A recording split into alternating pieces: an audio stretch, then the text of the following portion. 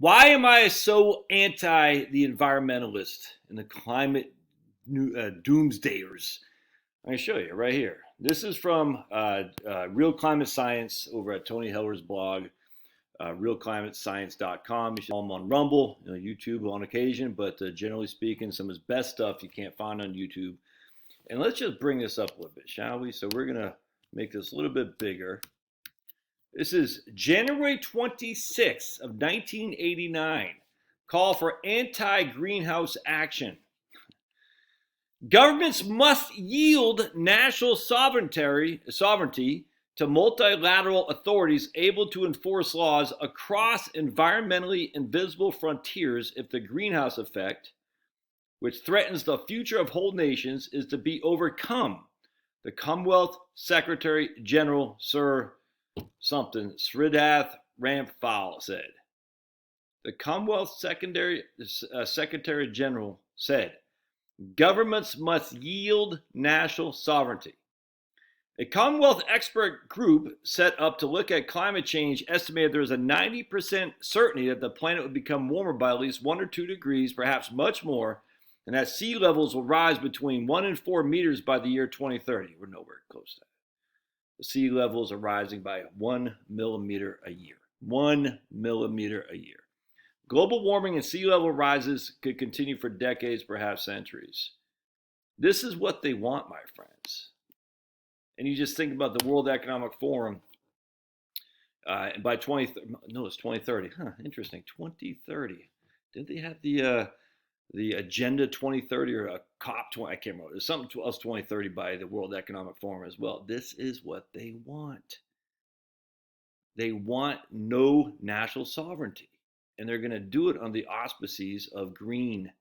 We got to be green. Well, the biggest way to be green is increasing CO2. For heaven's sake, man. Again, why do you think you sing to your plants? It's not because your voice is so good. So watch this. What am I doing? I'm intaking what? Oxygen. I'm blowing out what? CO2. So CO2 is a nutrient. Pablo, 1 second. The world needs CO2 to survive. If we have limited amounts of CO2, we're going to have limited amounts of plant production, which means we're going to have limited amounts of food, because guess who eats a lot of plants too, by the way? Oh, it's your meat products. It's so obvious what the world government agenda is, and convince everybody we're going to die from climate change, and then guess what? To limit your national sovereignty. I don't understand how people don't see this. They said it to us time and again. So let me show you something else. This is 1997. Last week, Ted Turner put Tim Worth in charge of his philanthropic foundation. The media mogul launched this fall to give $1 billion to the UN, United Nations. Worth, who will leave his post as Undersecretary of State to take the job, is a former Democratic senator from Colorado. Interesting, huh? Who's Tim Worth? Oh, yeah.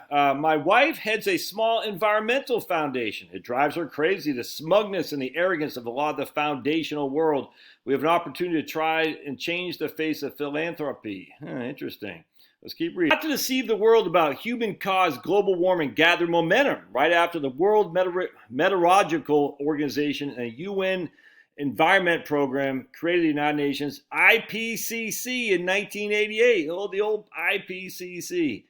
All right, the political agenda required credibility to accomplish the deception. It also requires some fake news for momentum. Ideally, this would involve testimony from a scientist before a legislative committee. Who is Tim Worth again? Oh, U.S. Senator Tim Worth was fully committed to the political agenda and the deception. As he explained in his 1993 comment, we've got to ride the global warming issue. Even if the theory of global warming is wrong, we will be doing the right thing.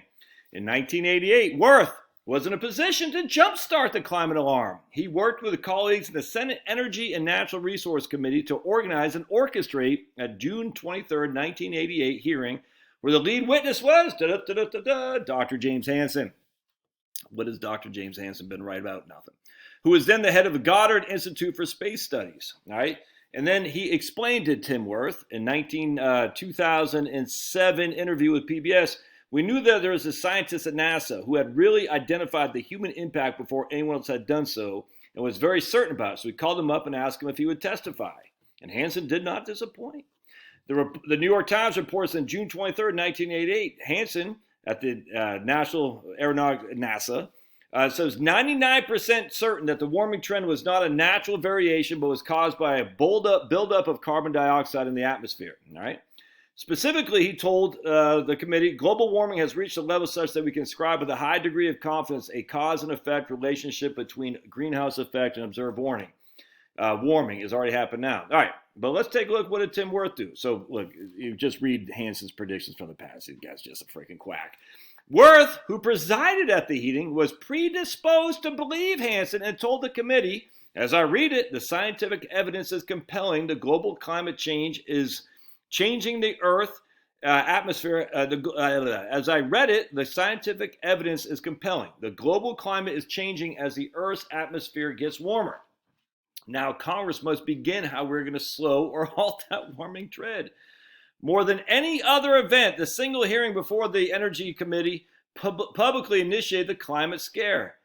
The biggest deception in history. It created unholy alliance between a bureaucrat and politician, which bolstered bolstered by the UN and the popular press. All right, so keep going because this is nuts. Archive this, and I don't trust the Wayback Machine either, but so here he is. What was happening that summer of 1988? Believe it or not, we called it, basically he's going into the history of this committee meeting with Clown Hansen.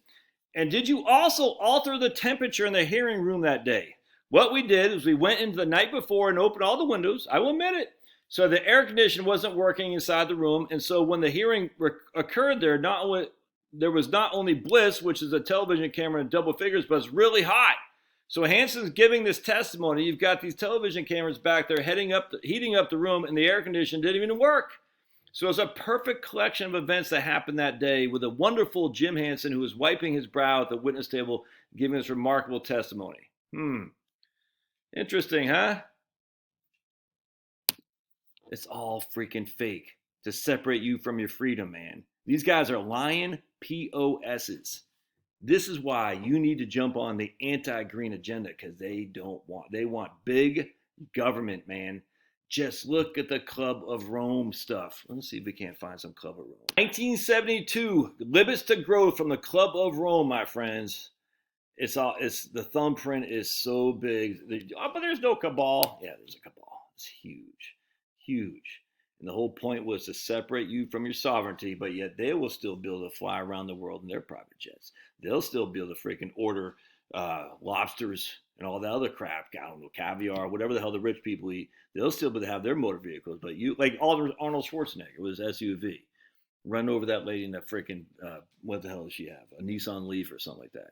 They will still be able to do all that, but not you. You will fall and you will heal to the climate change freaking bureaucrats, the commissars in the climate change. They want to remove your national sovereignty. The proof is right there. Open up your eyes and recognize these guys are up to no good. All right, we'll see you guys.